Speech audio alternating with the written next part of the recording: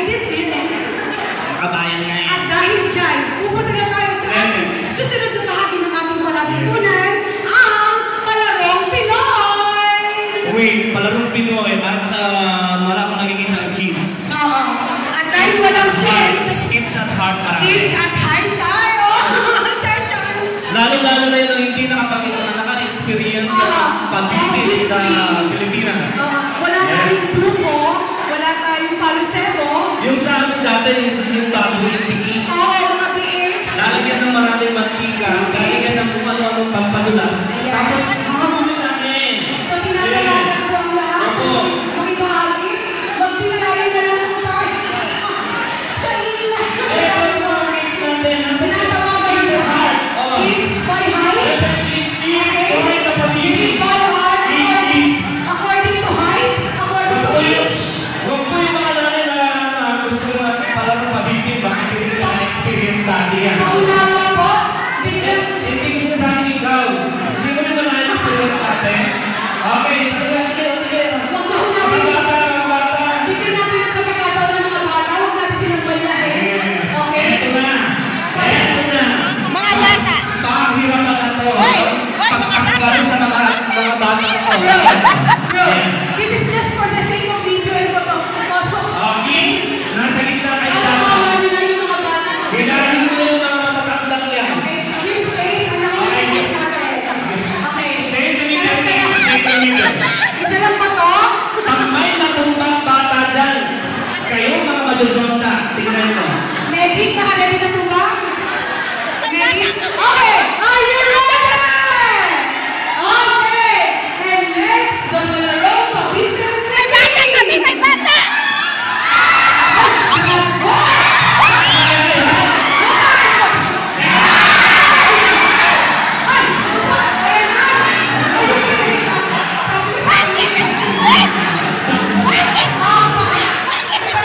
Ay, bumagsak. Ito talaga ang pinakamatagal na laro. Talagang Sa garden. Wait! Practice lang po yun. Ibalik na lahat dyan. Ibalik lahat na nakuha nyo. Practice lang yun. ito pa bro. Ilan na po nila yung inayos? Ilang segundo na lang. Bakit tinali? Parang na...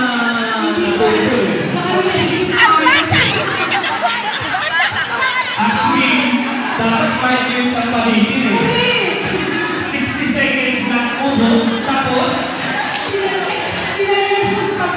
nasaan po yung mga sumaling na Jojonta? I-interviewin namin bakit kayo sumali. Kasi sabi according to height, age. Hindi siguro dumating sa kanila o umabot ng palitin. Kaya nga anyway, salamat po sa partisipasyon. At na-enjoy ninyo at na-experience ang ating isa sa mga pambansang palaro natin. Ay, kung palaro ba yun? Palaro lang. Akala ko yung mga sepak. Hindi, parang yan ang ating kamistahan, di ba? Naalala ko dati nagpabiling kami dati. Ano naalala? Ang mga nakalagay lang yung Snowden. Eh dahil daw mababaho ko ng mga bata. Ang mga nalagay Snowden. Maraming salamat sa nag-prepare ng May traffic! Maraming salamat po sa inyong effort. So, ngayon, itutuloy po natin ang pagbabahagi ng ating mga kasama sa pagpapatunay ng kanilang pananampalataya. So, kanina po, we from the different communities and prayer groups.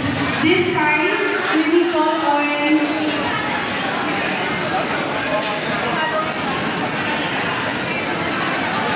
so, nagkakaroon po natin mamaya.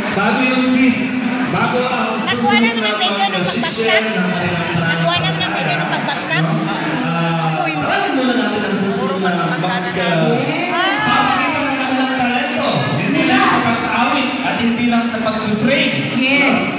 Tingnan naman natin ngayon ang talento ng kabataan ng ating parokya! Kabataan nga ba sila? Dinigay na ko eh. Parang may Oh, correct sige na. na! Ito nakasulat! 30 years na yata yung isa eh. Ba't yan? Hindi, kabataan hanggang 40 daw yan. Oh my God! 39 pa lang ako, kaya kasama ko dyan. Marami Please kang welcome viewers na. the youth ministry headed by Sister Shanika. The special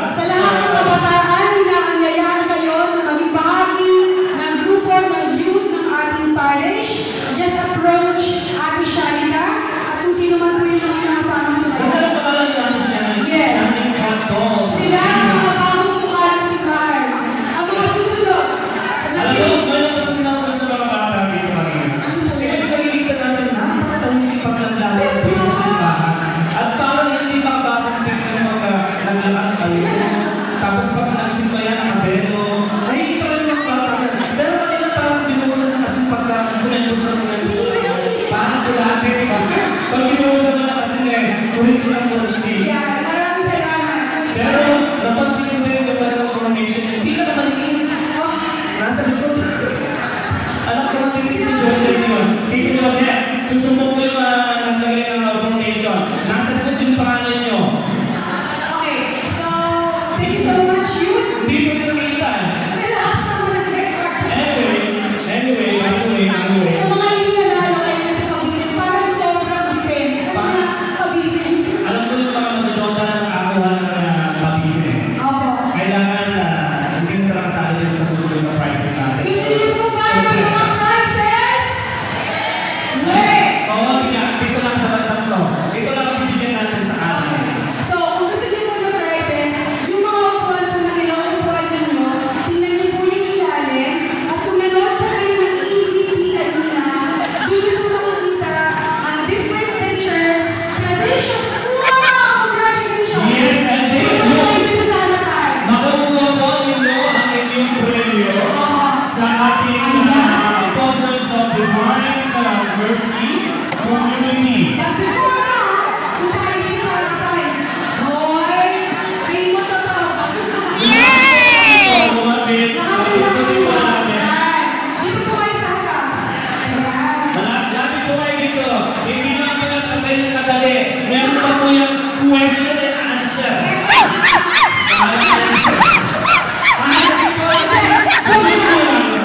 Kasi ate, bigla may natake sa puso. So, dito po tayo sa harapan. Mag-linya po kayo, malaglag sa linya. Ayan. In English, fall in line. Sa Tagalog, malaglag sa linya. Make a straight circle. Ayan. Let's go. Ayan na. Straight circle. Sis! Sa'yo na, sa'yo na. Baka may mga na lang po. Hindi mo ako nagbibiro ng sinabi kung there is a question and answer. Ayun! Dito tayo sa... At sasayaw ng bini. Yung kanta ng mga bini kahit na ilan. Ayan. So, alam namin nasa 40,000 to kayo. Pati ka lang mga kayo. Dito kayo sa harap. Marinduque! Marinduque. Sister, nakuha ni Sister Marinduque daw. Ayan. Linis ikaw. So, nakita natin bro that we have from the... Ito na po ang ating Divine Mercy. Si Sister Jacqueline at si Sister Peter at Sister Mayet. Yan. So, bibigyan po ni Tita Mayet ng... But before that, they need to make their Ay, best. Tita ba? Sorry po. Ate, alam mo, she just woke up like this without any effort. Ang ganda, diba? Okay. Wala po talaga silang gagawin ganyan lang. Opo. Actually, hindi ako... Ano eh? Kailangan namang ibigay na lang. Oo, basta-basta lang. Dapat uupo na lang ako eh. Diba? Okay. So, Kuya Din, Kuya Din, ang bata oh my gosh, for 36 years, you were privileged to receive this award. Okay po. So, this time, bago po ibigay yung prize, gagawin niyo lang po yung best move ninyo. Okay po? Okay. Music! Yung budot! Ayan. Ayan na tayo. Budot! Diba? Sa'yo naman yung lugaw. Uy, si brother, si brother, Yes! Parang Congratulations! Okay, thank you so much and happy Kalayaan Day. Okay, so ito na po, okay na po yung prize natin. Okay? Maraming salamat po. Congratulations. Malapit na po kayo nila, sister. Thank you so much Maraming salamat po. Maraming salamat po. Parang gusto ko mag-vocalization. Meron po, nandun po sa kanila. Ayan. So, thank you so much once again sa lahat ng nag-participate. At mag-putos bro, maraming salamat sa'yo. Ang galing mo. Bro, Dennis. So this time, Nakakuha rin si Kuya. Dahil si Kuya Arthur nakakakuha din. May kaibigan ako, so ngayon, Marinduque. tutuloy na natin yung napag-usapan natin kanina. Ang nabunot ko, Marinduque. Testimony of faith. Proud Marinduque. Doon sa Makikita din ako eh. Marinduque. Ang papel eh. Kasi lahat sila may hawak lang ng papel eh. Hindi ko alam kung bakit nila binibigay yung Boy, patuloy. St. Marvin, ano ba ang ano mo? Sige, sis, continue the program. Please. Okay. May papel po ba kayo? Meron din. Hindi, isa lang po yung listahan nila sa papel. Sa akin ang dami. Kaya marami rin ako makukuha. Bigyan niyo na po parang awan niyo. Bakit isa lang po sa po yung nakalista rito? Actually, 40,000 yung participants. 40,000. So, yun nga bro, tuloy na natin ngayon yung download natin. Yung pag-share po kayo dito, pwede na po natin ituloy. Yes, sis. So, tawagin po natin ang susunod na magbabahagi ng kanilang experience sa kanilang magbabahagi especially sa pananampalataya. Yeah, but this time, in terms of service, sa ministries and liturgy. So, maybe po Brother Dennis Fiera from the EMH, our extraordinary ministers of the Holy Communion.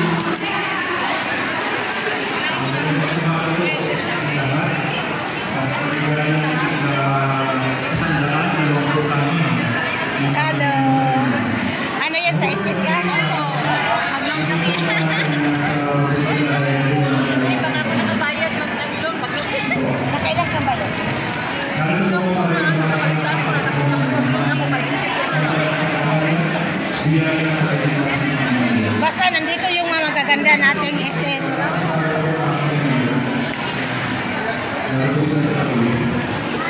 We are doing the chart. We have completed the house. Sa mahabang panahon, naliwala ako na ang aking pananampalataya sa Diyos ay matatag na. Dahil ako at ang aking asawa ay aktibong miyembro po Anong mayroon? ng Couples for Christ dito po sa Qatar. Thank you, sis. Naglingkod po kami bilang isang leader, nagpastol ng mga miyembro mag-asawa sa pamamagitan ng panalangin, Wow, si Bro Dennis yun ah. information, at serbisyo, at magbabahagi ng salita ng Diyos. Si Bro. Ganun pa man, ako ay binigyan ng matinding pagsubok ng Panginoon. Sinubukan ng Diyos ang aming pananampalataya. Taong 2020 na ang buong mundo ay nakaranas ng matinding hamon. Isa ako sa mga naging biktima ng COVID-19 first wave. Sa mga panahon wala pang gamot o vaccine. Ako po ay namumpay sa Mesalit sa Harvard Workers Hospital. Dito po naranasan ang matinding hirap sa paghinga na parang hindi ko na alam kung paano ako makasurbay ng isang pang-araw. Sa gabi ng ika-apat na araw, habang ako po ay nakahiga, nararamdaman ko po habang ako ay nakahiga, nilalagnat at hirap sa paghinga. Nararamdaman ko po ang aking kaluluwa ay humiwalay sa aking katawan. At nakita ko po yung aking katawan nakaranay sa higaan. Pero sa awa po, grasya ng Panginoon at dahil na rin sa panalangin ng aking pamilya at ng aking community, ako po ay nakasupay sa hangin. Ngunit, meron ko po pala mas mabigat na pagsubok ng ibigay ng Panginoon. Dahil po sa sunod na taon 2021, ako po ay sinugod sa ICU dahil sa sakit na acute pancreatitis. Tatlong linggo po ako nakapay sa ICU sa Harvard Hospital naman po. At dito po naramdaman ang matinding sakit, kalungkutan, ang takot at pag-alala. Nasa anumang oras ito hindi po ako tumanaw. Paano na po ang aking pamilya at paano na po ang aking mga anak. Pero sa kabila po ng matinding takot at pangamba, nanibabaw po sa puso ko ang mabuhay para sa aking mga anak na nalilipad.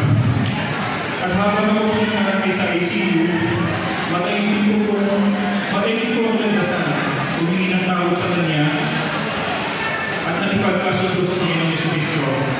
Ang sabi ko po nung gabi noon, Panginoon, hindi lang po ako ng chance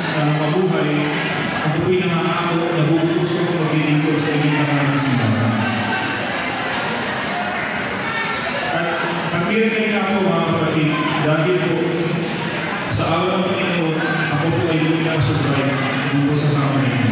Sa tulong na rin po ng dasal ng buong community at ng aking pamilya. Pagkalipas na ilang buwan, habang ako yung director board at pabalik-balik ko sa hospital, nag-apply agad ko ako bilang isang usher.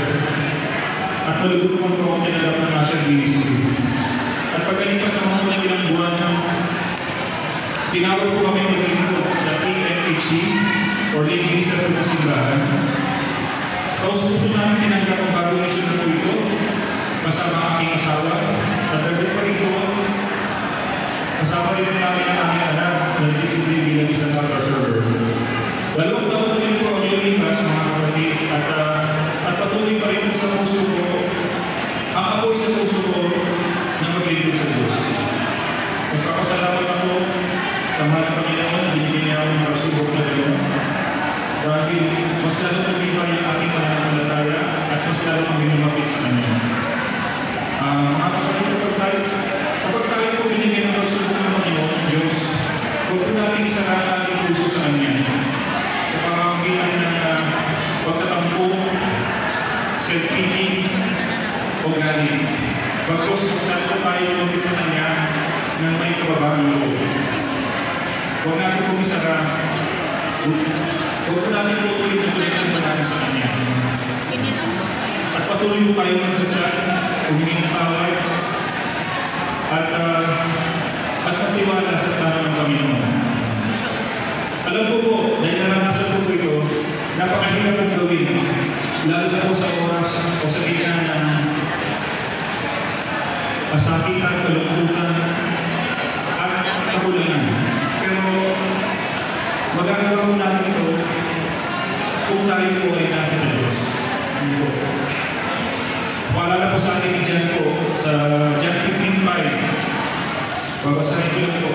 If you remain in me and I in you, you will bear much fruit. Apart from me, you can do nothing. Totoo nga po, without me, we are nothing. And during those times na nasa hospital ko, sa mga pinagdaanan ko po, I have an important realization that the most important things in life is not about yung mga nasiga ka na po na nag-aagaw buhay ka na. The most important thing in life is not about your possession, your status in life, on things what you have attained, ang trabaho mo kung ano pa man. But on that very moment, the most important thing in life that I realize is the presence of God. Can you imagine living our life without God? Kung sa oras na ito, wala po ang Panginoon sa buhay natin, parang napakahirap po ano. We can only imagine darkness, chaos, confusion, pain, unforgiveness, which is exactly the picture of heaven. So, today po we have a choice. Binigyan po tayo ng Panginoon ng free will para mamili. Kagaya po ng ating mga forefathers, mga ninuno po natin, ng mga lolo natin, na pinili po na ipaglaban ang kalayan po natin. Ganun din po sa faith natin. We have a freedom to choose. We can choose heaven or hell, or we can choose to do good or evil, or we can choose life over death. But for me po, in my house, I will go Joshua. He will serve the Lord. For that, we praise God. Thank you so much, Dr. Dennis, from the extraordinary ministers of the Holy Communion. For our next, Hindi ko ba natouch ako actually personally sa sinabi ni brother. it's really a Sa gabi kasi, we are being tested by wow, English. Let's push it. Especially sa work, minsan ay stress tayo. So, isang kakapitan lang natin yung pangalalaki, di ba? Lagi, especially sa trabaho, medyo stress at lagi yung boss ko. Pero, basically, may tatlong boss ako. Hindi associated na, assistant din namin, and then isang chair ng industrial trades and engineering. So, ang dami, lahat pumunta sa akin ng trabaho, dahil sa pray na lang sana Lord, wala silang kita, may mga meeting sila para wala silang ilimos ng ilubos. So, the next day, wala na silang meeting, and then natatapos ko lahat ng mga trabaho na binibigay nila sa akin. So, hindi lang po sa mga malaking problema minsan, nakikita natin Diyos. Every day, ang Diyos ay nagpapaliwanag sa atin sa mga simpleng bagay sa ating buhay. Nandun ang Diyos, naghihintay lang patawag tayo. Lagi lang tayo kasi maraming pera, patawag kay Diyos, di ba? Ay, wala akong problema, patawag kay Diyos. Ganyan, sis. Pero hindi ka lang maliit na bagay na alam mo na hindi mo kaya i-solusyonan, ang Diyos ay laging nandiyan. Amen. Yes. And that is God's grace. Yun yung grasya. Yun yung grasya na pananampalataya. Nandito tayo sa simbahan. Kasi kung maghapon na isang linggo na trabaho, isang buwan, yung biyaya na nandito tayo nasasama-sama. Nakita nga kita, hindi ka pa satisfied sa pagbabasa mo sa aking altar. May talaga ka pang mga auxiliary member ng regional members. Hindi mo lang sinasali yung person, no? Minsan nakita niya pa ako, tapos sabi niya, bagay, mag-auxiliary member ka ng regional member. Ayoko mag-promote sa lahat po. Eto na, i-promote ko lang, di ba? And you know what? Yung gusto natin mag-testify before baby na lang ito. Bata ka lang siya. Pero, with the help of his parents and active members ng ating parokya, isa siya sa mga produkto na talagang masasabi natin pananampalataya. So, Bago yan, tinatawagan po natin ang ating mga miyembro na please, umupo kayo dito. Naririnig ko, meron ng tatawanan doon sa likod. Sino po yung tinatawanan na yung pagkain yata na ubusan? Sino yung mga nasa loob, pwede po sila umupo dito, nakaalis na yung iba. join us. Okay po. Okay po, sis. So, yung susunod natin na mag-testify is from altar servers. One of the ministries din po ng ating parokya. Kung hindi ko alam, Brother Andre Largo. Lahat! Morning po! Morning po sa inyong lahat. God is good? All the time? God is good! Yun. Thank you so much for having me here today for this Filipino culture event. I'd like to introduce myself. My name is Andre. I'm Andrew Barbo and I'm currently serving as an altar server. Pasensya na po, I will be speaking in English po It's okay. very Spanish. Not a problem.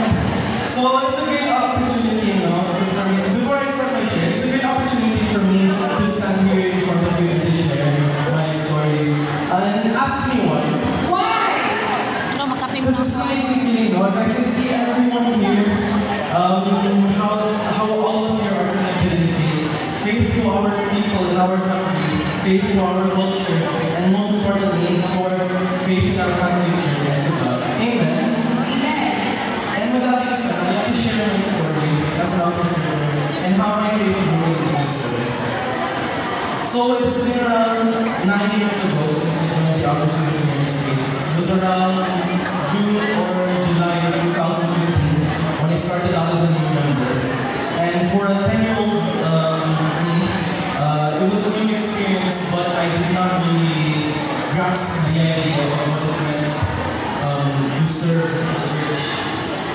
As time went on, every service continued to be a learning experience for me.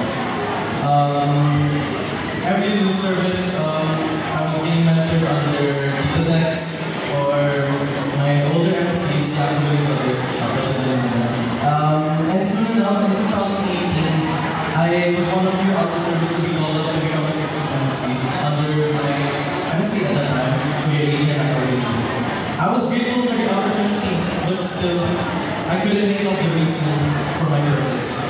And everything changed until, very obvious, the COVID-19 pandemic struck a nerve, putting us all in our homes and forcing us to have our events and masses online. And as the pandemic lingered on, I began to doubt my place in the church. And at one point, I asked myself, I don't want to serve anymore.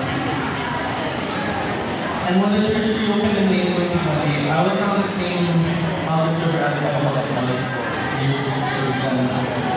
I almost forgot everything I was taught. I was making many mistakes. But I never gave in. It took the support of my parents and the community, the altar service community. It was nothing.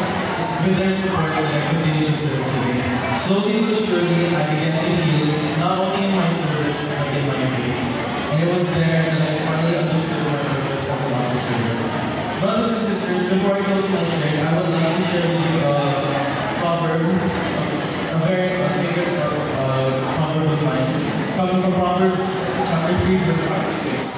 Trust in the Lord with all your heart and lean not on your own understanding. In all your ways acknowledge Him, and He will make your path straight again. Brothers and sisters, this story of Hannah has taught me a valuable lesson, a lesson of faith, and I hope all of you can learn from this. And I always remind myself every time I enter my vestment that we should always remain faithful to Him, even if there's so many things that are happening in our lives. I became an honor server not because my parents wanted me to become one, not because I had a schedule to follow, not because I wanted people to see me as the center of attention. I became an honor server because of Him, because of God. And I will remain a faithful servant to Him always, and for the days to come. Once again, my name is Andrew Barco. Thank you so much, and may God be praised. Thank you so much, Brother Rodney. Sa lahat naman ng testify for today. So, just as a summary of what we discussed today. So, being Filipino is making a choice, a conscious decision. Sa pagiging mga Diyos, to put God and His values above everything. He is the one who made us and who chooses us to be His people. Being mga tao, respect and value in life, from conception to death, to celebrate life and protecting from abusing the religion. To be mga bayan, care for our common goal, to speak out against what's toxic and just and corrupt, to work together to spread our peace. So more than liking our music, our taste, the taste of our food, more than enjoying our culture, to be the Filipino is to decide to be for God, for life, and for our nation. And with that, mabuhay ang mga Pilipino! Buhay! Kaya ko, feeling ko audience natin. You know, something to share. Grabe, ang galing mo Thank you so much, mag-summarize. Ma'am Labi, for this wonderful message. Shout out. Kala ko ng time na habang nakikinig kay Andre. Very perfect po kasi sa sa team natin for today's celebration.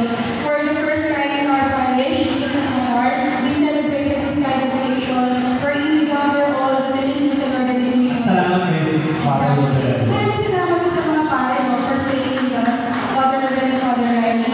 Hi, Father Lodel. I'm so sorry. I'm so sorry. Ilang years kasi. Sorry. Oh, I'm sorry. Kamu, si Father Ben, yun hindi. Father, I'm sorry. Bakit sabi ko parang sa akin? Okay, so, yun po. Okay, next time. Oh my gosh, first time. Okay, hindi na ako ng Father. Forgive me for that. Luhod ka dapat.